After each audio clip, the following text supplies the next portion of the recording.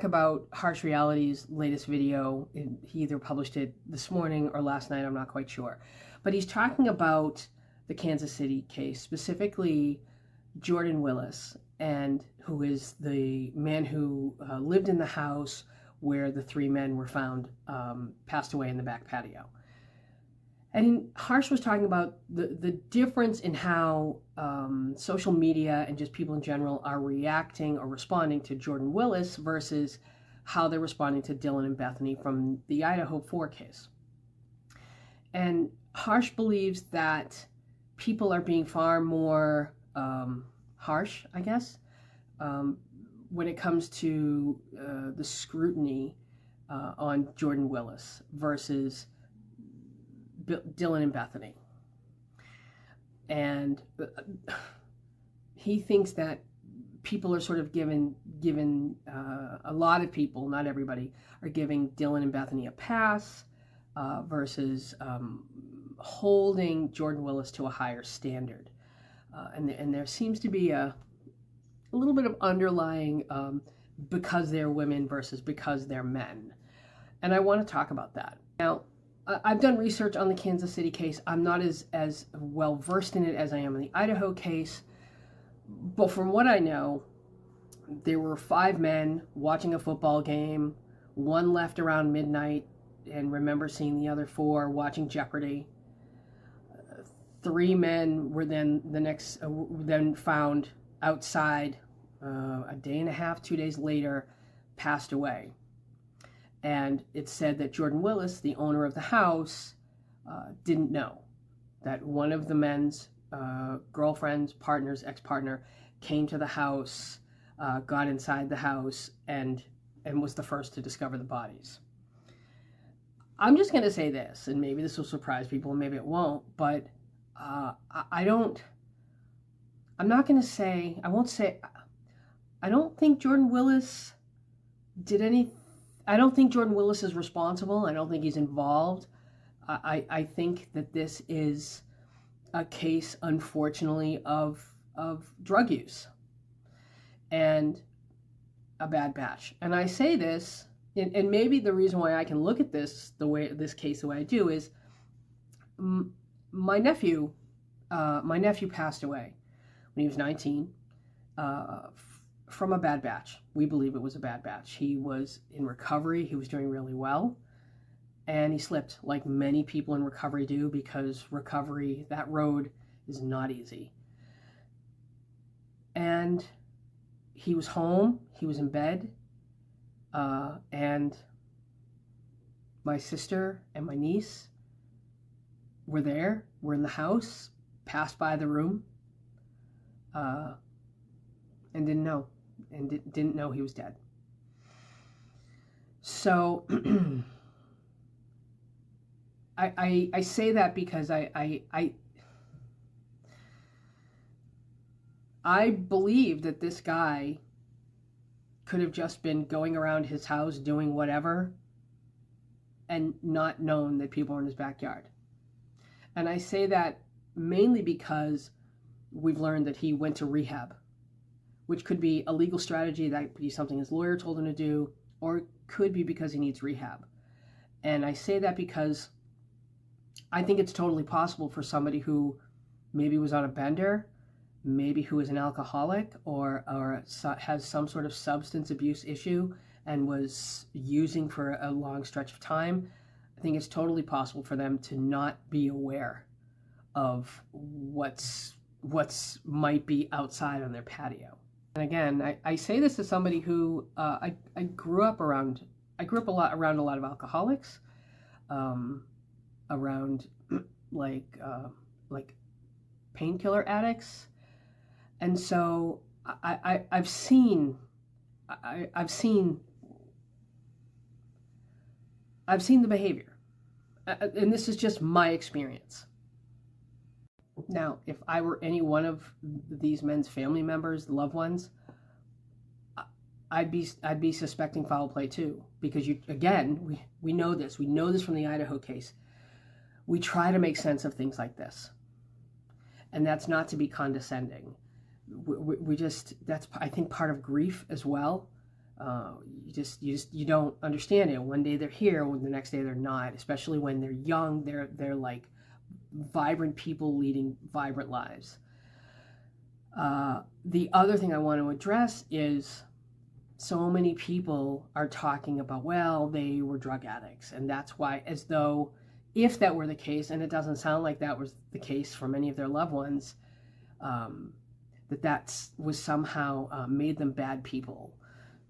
Drug use, whether it's recreational, whether it's in the throes of addiction, it is not a moral failing.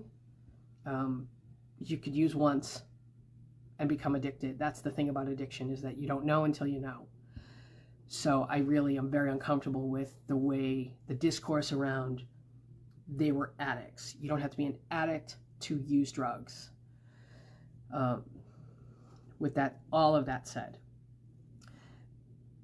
I think it's reductive to say that Jordan Willis is being treated like he's being talked about. He's a mad scientist, and Bethany and Dylan are victims. Well, here's the difference, if I may.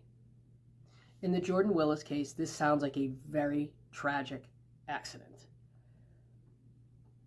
And I won't say that there's no victims, because I don't know, it depends on how you define the word victim.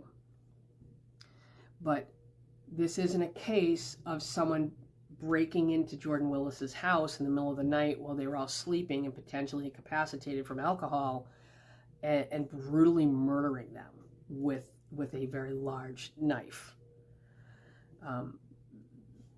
And Jordan Willis was just kind of like, hanging out on the couch or asleep on the couch. It's not the same thing. In the case of Dylan and Bethany, this is a case of somebody breaking into their house with the intent on harming people inside of it. I believe Jordan Willis didn't know, just like I believe Dylan or Bethany didn't know. Maybe that makes me naive. Maybe I'm not as smart as I think I am, but or maybe because I have, because of my life experiences, I look at this differently. But I don't think Jordan Willis just like sat at home while knowing his friends were dead outside. Just like I don't think Dylan laid in bed knowing that there were 4 dead bodies in the house. I think in both cases, this is just a very tragic, very unfortunate series of events that occurred where they were adjacent to what was going on. They were nearby. It's also important to remember that Bethany and Dylan lived in that house, and someone entered it uninvited, which means that they are victims. They are victims of a break-in. They are victims of somebody crossing into their space without consent. So they are victims. They're also victims of this mass murder because they were potentially intentionally spared. They were still in that house and had to discover the bodies.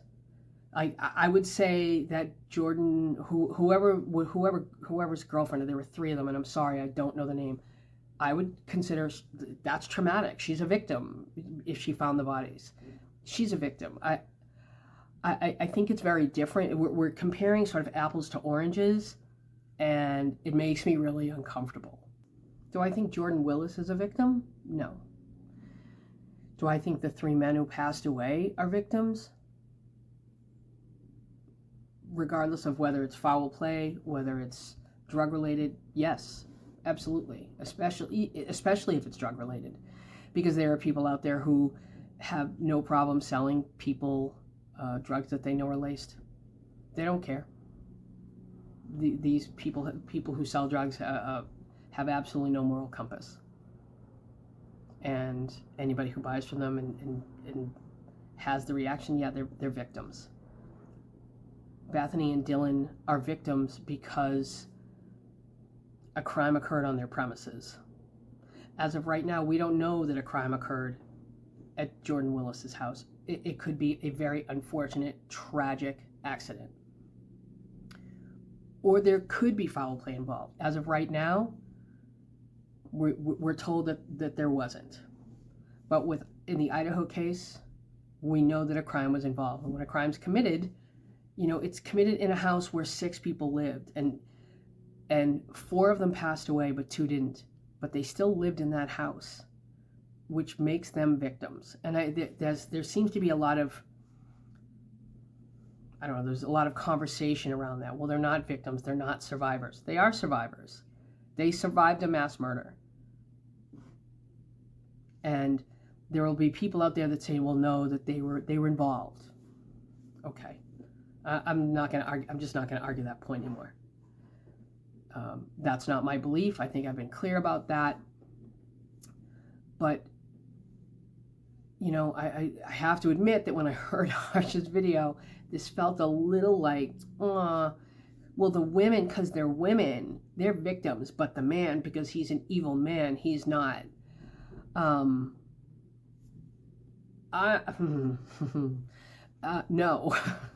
No. If you're paying attention at all, if you're on social media, Dylan and Bethany have taken an absolute beating online. A beating. So to act like everybody is just, oh, those poor girls, wrong. And might I suggest, Harsh, that you step outside of whatever insulated bubble you're in and take a look at what they're dealing with. And I hope nobody that you know ever experiences that kind of online harassment,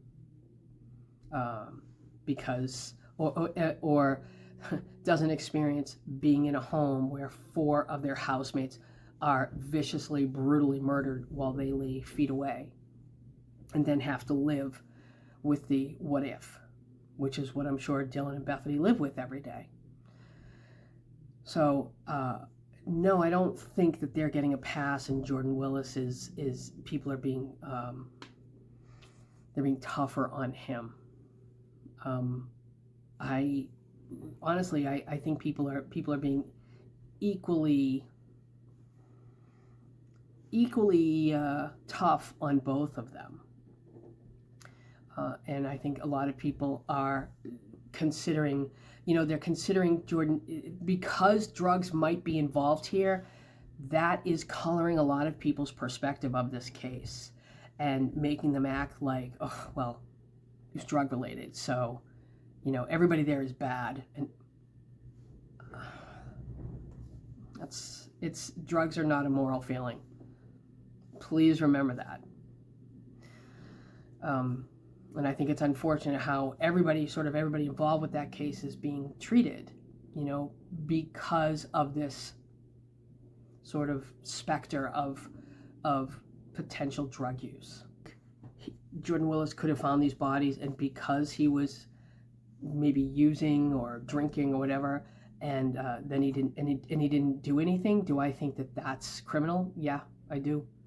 Even though I don't think who we are when we're using a substance is who we are. I do think that's negligence in the sense that they're on your property, they're in your home, they're your friends. Yeah, that's in the case of if he knew. Just like, listen, if it comes out that Dylan and Bethany knew that their 4 roommates were dead and they didn't call 911, absolutely, they should be held accountable for that as well. If it comes out that Dylan and Bethany did suspect that their friends were hurt, their friends were near death, that something criminal had occurred, if we learn that they did know that, they absolutely should be held accountable. Of course. Same as Jordan Willis. I just happen to think in both cases, this is an instance of people not being aware, maybe not being coherent enough or lucid enough, or who were just so used to certain behavior, like, oh, they passed out on my patio, that's just what, he's done that before, or, oh, they just party too hard. Same with Dylan and Bethany. Oh, things are just really loud here. Oh, Xana and Ethan, they just had a fight and that's why she was crying. I think it's very possible that in both cases, they just didn't know. Now, whether it was because they didn't want to know, because they didn't check, we don't know. And I want to be clear, we don't know that Dylan didn't go to Xana's room after the suspect left.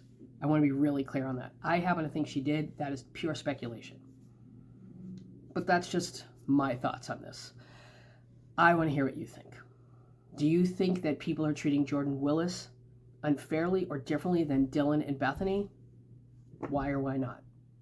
I want to hear it in the comments.